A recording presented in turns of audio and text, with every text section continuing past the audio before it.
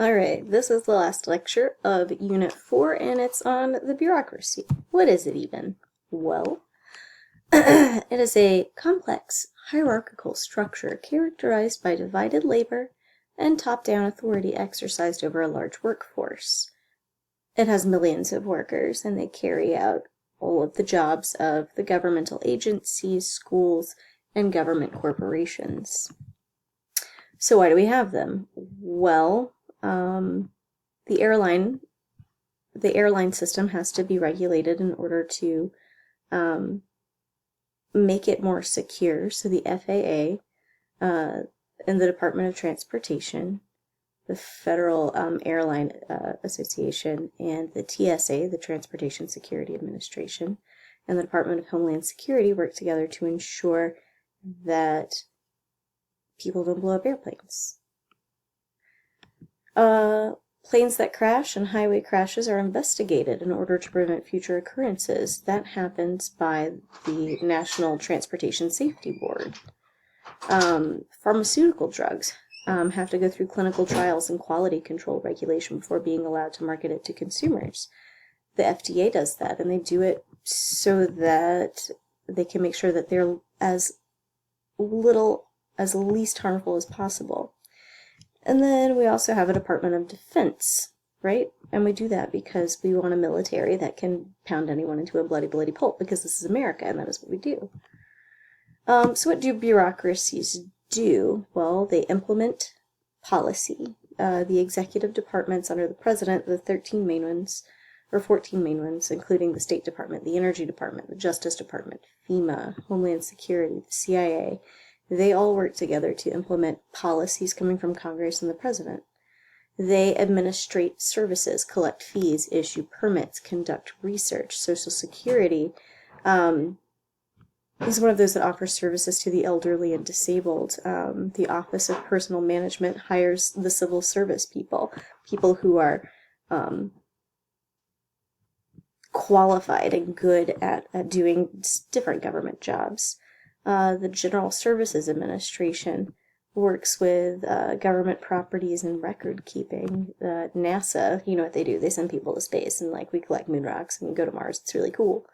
Then there's the NARA, the National Archives and Records Administration, that ensures that public libraries and other collections are preserved for future generations, and that people have access to them. Bureaucracies also regulate to independently serve the public good, to ensure industry is in line with policy. This is reflected in their rulemaking power. Groups like the EPA, the NTSB, the FCC, the FEC, the SEC make rules for their respective areas to make them safer to participate in, or I don't know, more regulated because that's what the American people want. A bureaucrat is a career government employee, like myself, someone who works in the government, not elected, not appointed. In 1801, there were about 2,000 employees working in the federal bureaucracy. Today, there are more than 2.7 million civilian workers, and it goes upwards of 4 million if you take into account non-civilian workers as well. So how did they get there? Well, in the early days of the United States, we had the patronage or the spoils system, which was introduced by Andrew Jackson. Basically, you just give out government jobs, civil service jobs, to people that supported you. That's called patronage. The civil service, as we have it now, which we started after President Garfield was shot, is when you give jobs based on merit, their ability to do the job. Usually you assess it through some sort of test. We got the idea from the Chinese. They've been doing it for literally 1,500 years before we decided to do it, though. So a little bit more about the assassination of Garfield. Charles J. Guiteau was feeling slighted because Garfield didn't give him a job as an ambassador. He went a little bit crazy, and he shot President Garfield in a train station. This event inspired the reform of what happened in the spoils system, and led to the Pendleton Service Act, which you probably remember from U.S. history. It established the civil service system we have today, where you hire based on merit and promotion, and it's required to be nonpartisan, so you can't hire people because they're conservative or liberal like you are. The merit principle Again, that's using entrance exams and promotion ratings to find out what people have talent and skill, and you keep assessing them throughout their career. So, like, for example, teachers don't work for the federal bureaucracy, but we do work for the state bureaucracy, and we have to take entrance exams called the praxis before we can get a teaching license. And then every year, we're observed by our peers or by not presidents, principals, to ensure that we are growing in skill and talent from year to year.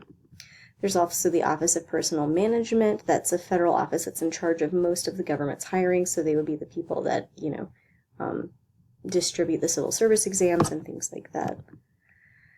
So how does the bureaucracy influence policy? Well, they implement it, right? That means they translate the goals and objectives of policy created by either the president or the Congress into an operating and an ongoing program. This includes creating and assigning an agency to certain policies, turning policies into rules, regulations, and sometimes forms to fill out. Bureaucracies are often associated with being really tedious and form-oriented, but that's just because they have to show that they are actively doing what the policies put into place by politicians ask them to do. And they coordinate resources with other groups sometimes to achieve their goals, like the CIA and FBI work together as a really good example. They have to put people on the ground. That just means the people doing the actual grunt work of the bureaucracy create rules and regulations that implement Congress's laws or the president's executive orders. 20 rules and regulations minimum are usually passed by individual agencies in order to carry out each law that is passed by Congress. Social Security has so many rules and regulations that sometimes it's defined as disabled, which I personally don't like, but that's what people call it. Bureaucracies help draft bills for people in Congress. They advise, they provide data for lawmakers, they participate in investigations and things like that.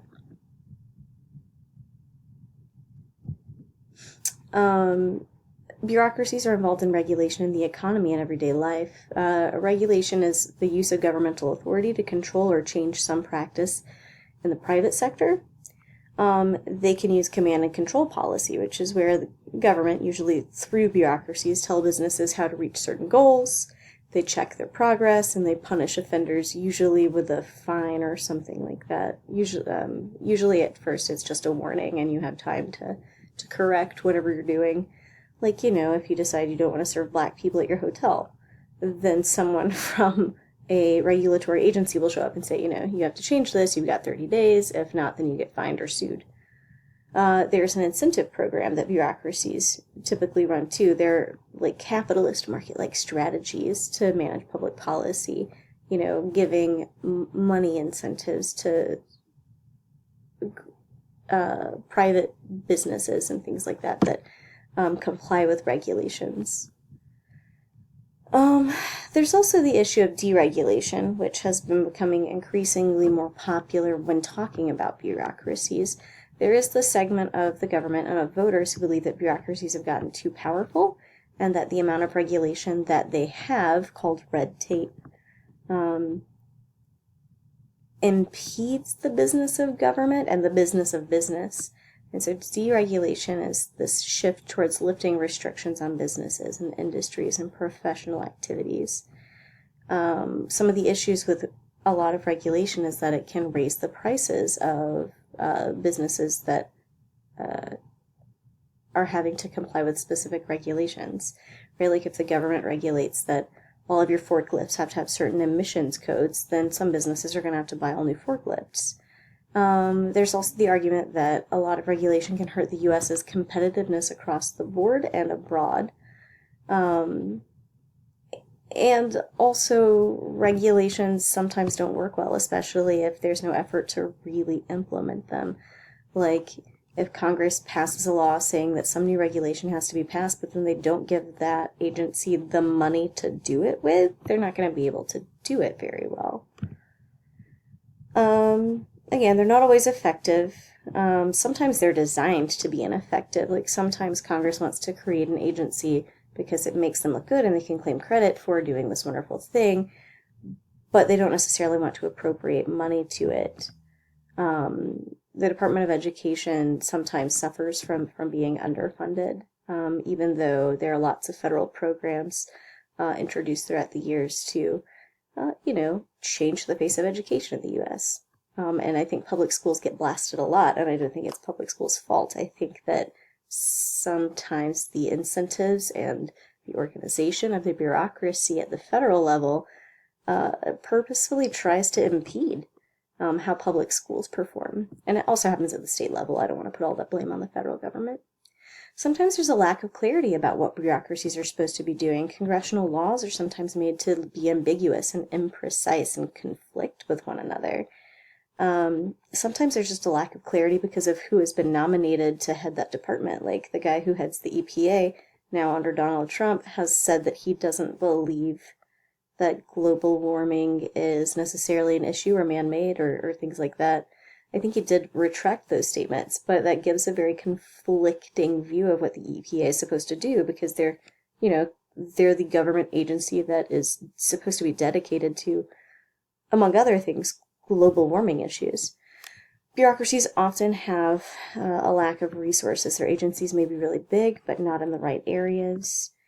And they may just not have enough funding to do what they need to do. Like the Office of Veterans Affairs is massive, but for some reason it's really difficult to get medical aid to certain areas because all of the money goes to specific offices and not necessarily where it needs to go all the time.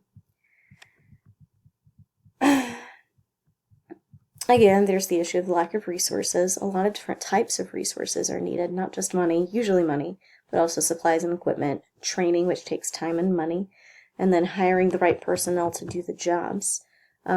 Also, a lot of the time, bureaucracies might lack the authority to do the jobs that they've been tasked with doing.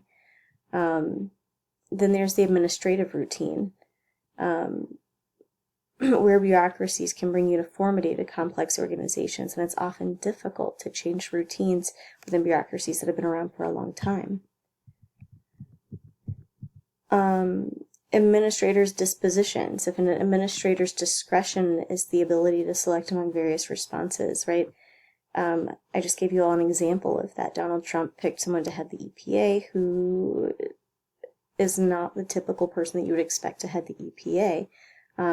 Is, I don't want to say anti-EPA, but he's kind of anti-EPA, which can cause that, and probably will cause that bureaucracy to become less effective.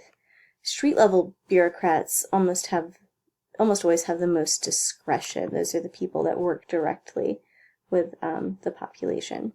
There's also fragmentation. Some policies are spread among several agencies, and they don't necessarily, my PC is about to die, they don't necessarily talk to each other to make sure that things are being implemented across the board. FEMA, which is the Federal Emergency group that responds to natural disasters, wasn't really good in 2005 when Katrina hit at talking to other agencies to see what they needed to do and what other agencies were doing. So a lot of agencies didn't necessarily respond or sent responses to a lot of the same places. And so there's a lot of disconnect and confusion. Some agencies have different rules for the same policy too. So some policies are spread out among different agencies, but some agencies have the same rules or have different rules for the same policies. All right, I think that this is your only flipped assignment, so I just need you to summarize briefly in like a few sentences the history of bureaucracy. And then, in your opinion, do you think they're more useful or more wasteful to the American government, and why? All right, I will see you all tomorrow.